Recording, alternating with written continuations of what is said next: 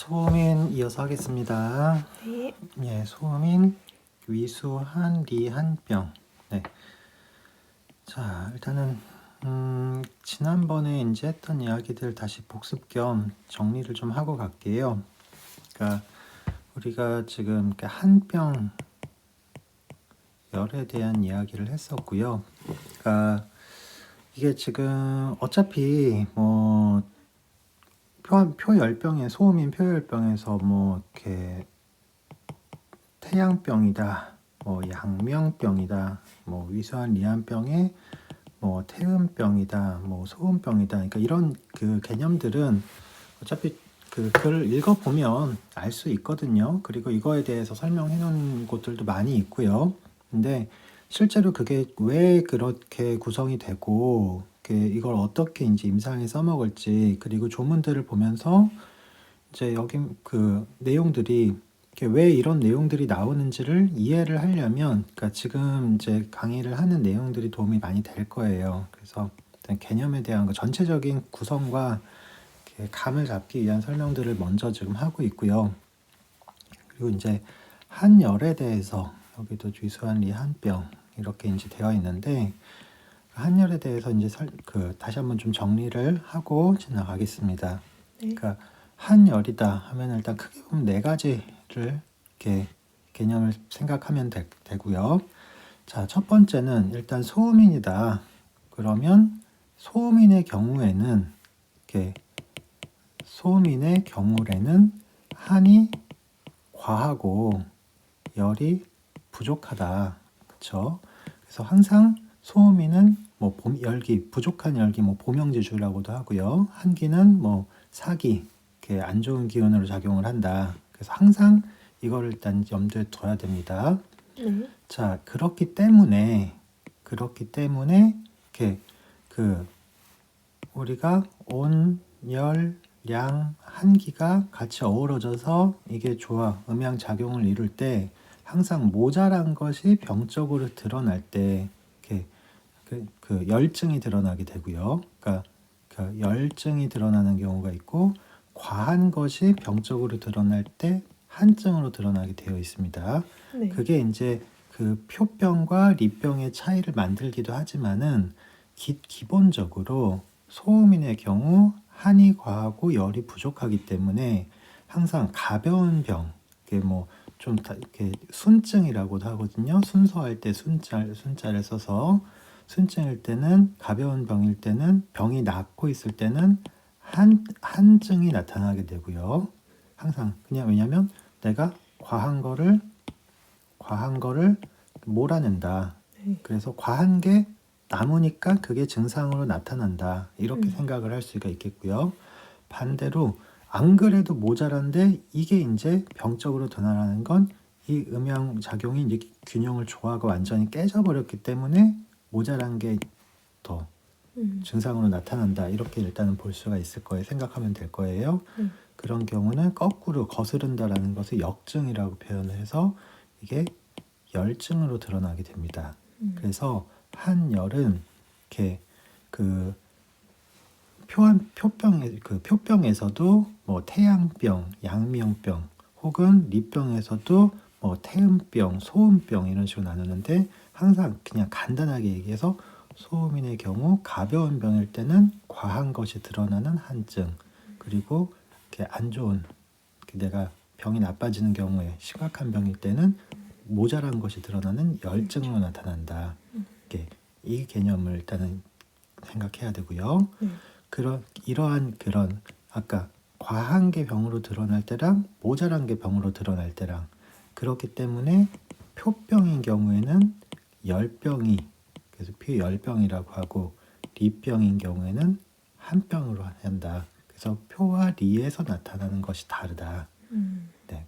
자, 그리고 마지막으로 이제 이 한과 열은 서로 표에서 리에서 이렇게 위에서 표로 서로 영향을 미친다. 그러니까 네. 표병이 열병이지만 그 열이 리 부분에 영향을 미칠 때 증상은 리에서도 나타날 수 있다.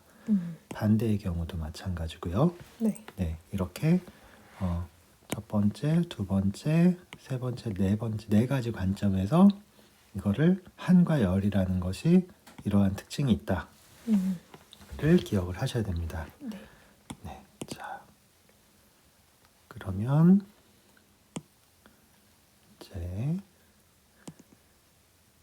자, 다시 좀 이제 소음인의 경우에 한이 과하고 열이 부족할 때, 리의 경우 이렇게 위완, 위, 소장, 대장은 서로 지리진퇴를 한다 그랬어요. 갈마들면서 한 놈이 움직였다, 다른 놈이 움직였다, 왔다 갔다 하면서 그럴 때 이제 위 기운이 부족할 때는 대장 기운이 남게 되고 그래서 이 대장에 남는 이거는 대장이 과하다 그래서 위는 부족하긴 하겠지만은 그 직접적으로 바로 여기 활동이 깨지는 건 아니란 말이에요. 네. 그래서 대장에 한 병, 그래서 리 한 병이 나타납니다. 자, 그런데 보면 거기까지는 좋은데 대장의 한 병이 아니라 위수한이라고 얘기를 했어요. 자, 지금 그 표병인 경우에는 이렇게 패, 비, 간, 신수열이라 그랬단 말이에요. 표병은 열병이 특징이 되는데 그게 이렇게 신수열병. 이렇게 그때 지난번에 얘기했지만 전기에 상할 때 이렇게 폐, 비, 간신 이렇게 원기가 상할 때 위국의 열기가 부족해지고 대장의 한기는 남게 되고 그 한기는 표에서 영향을 미치게 되고 그러면 이 수승화강에 있어서 열증이 드러나는데 특히 신국의 열기 그래서 신수열이라고 얘기를 했단 말이에요. 자, 그런데 지금 그 리한병의 경우에는 위수한이라고 했단 말이죠. 자, 그러면 이 경우는 왜 리수한이냐? 자, 표의 경우는 봅시다. 이제 뭐 폐, 비, 간신, 뭐 두, 수, 요, 족 뭐 이렇게 되겠지만은 기본적으로 이렇게 폐, 비의 기운, 에, 노의 기운은 올라간다고 얘기를 했고요. 그 희락, 간신의 기운은 내려간다고 얘기를 했어요. 올라가는 것을 양이라고 하고 내려가는 것을 음이라고 하고 그래서 오르고 내리는 것의 조화를 한마디로 정리해서 물이 오르고 화가 내린다, 불이 내린다 이런 식으로 표현을 했단 말이에요. 자, 올라가고 내려가고 열기가 부족하죠. 양기가 부족하고 오르지를 못합니다. 그래서 자, 항상 소음인은 표병인 경우에 아무리 열증이 드러나지만은 항상 열기를 겉으로 보여주는 게 아무리 열이 뻘뻘뻘 뜨고 몸이 뜨겁더라도 열기를 보태줘야 된다. 이게 일단은 체질을 이야기하는 기본 핵심입니다.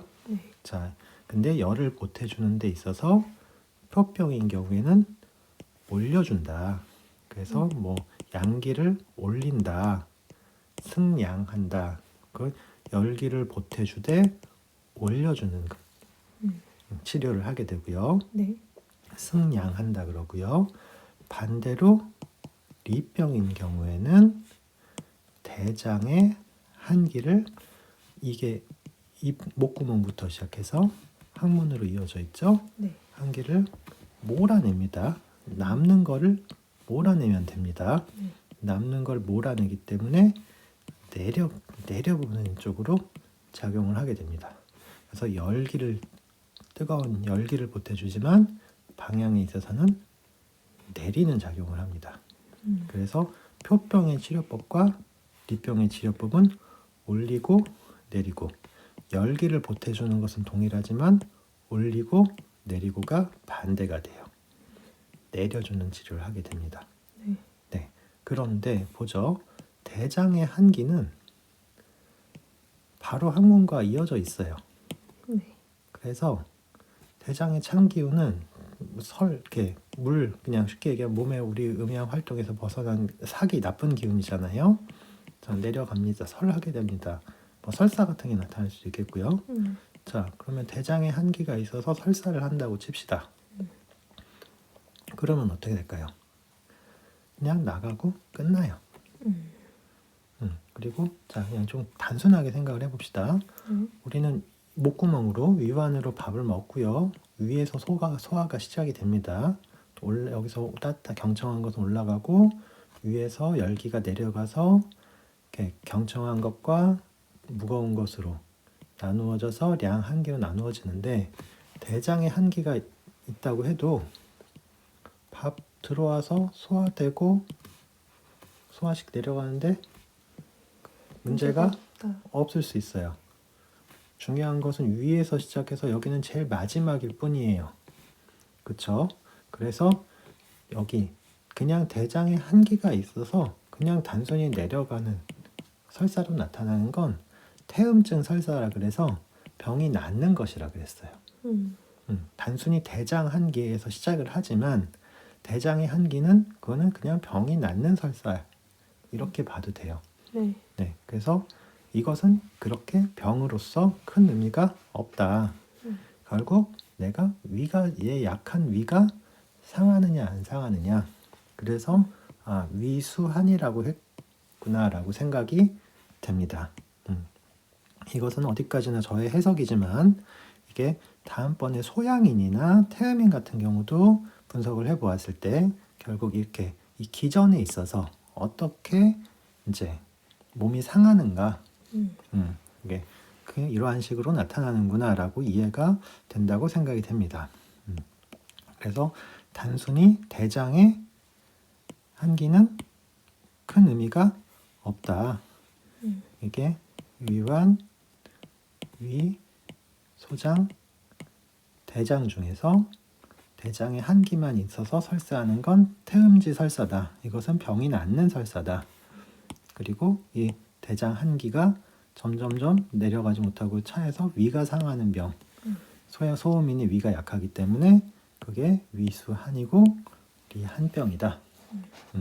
자, 그래서 아까 소음인의 한열병 중에서 열을 보태줘야 되는데 리병에서는 한병이 되고 그 치료 방법은 열을 보태주면서 내려보내는 것이 되고 그렇죠? 그리고 이게 리한병이라고 얘기했지만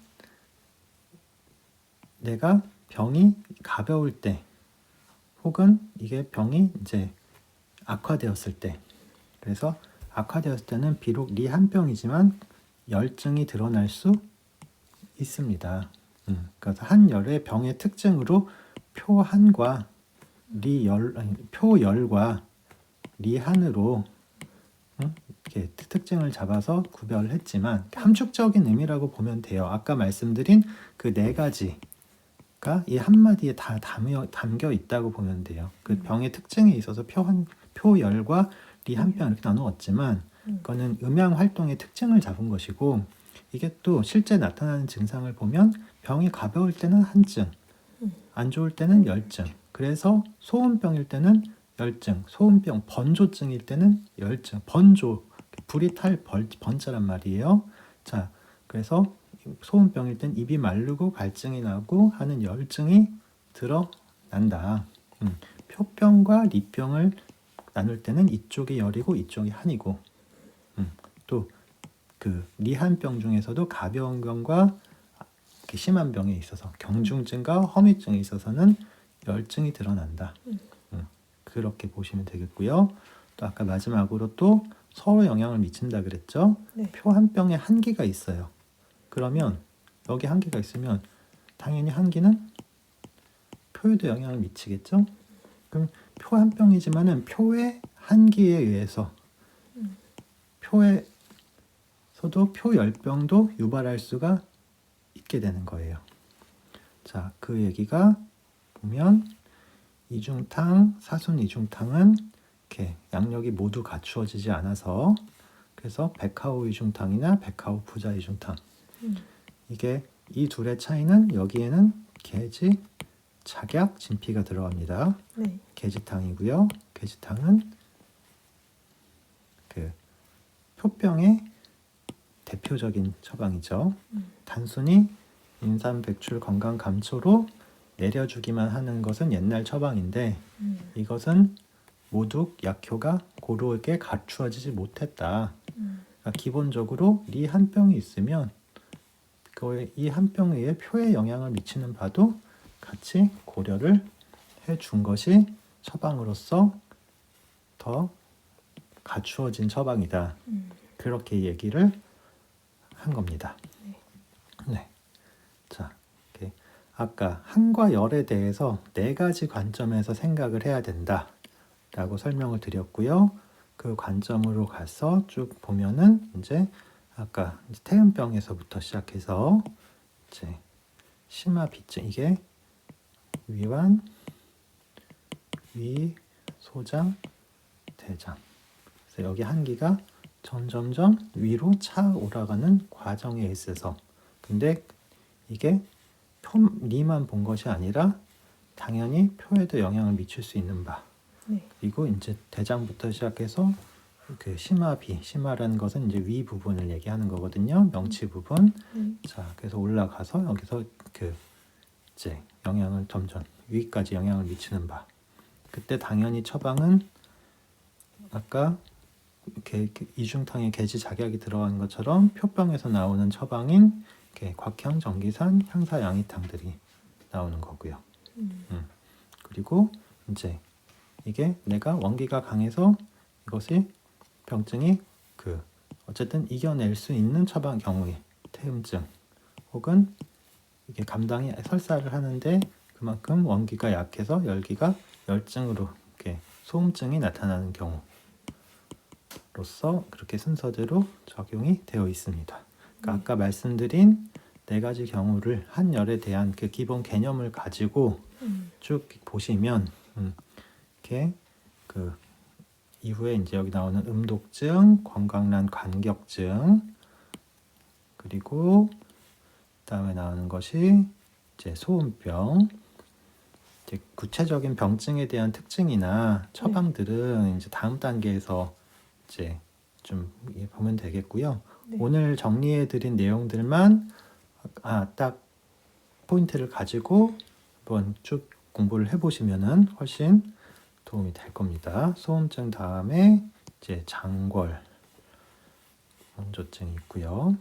그 다음에 이제 음성격양, 그리고 이제 수결염, 황달증으로 이관이 됩니다.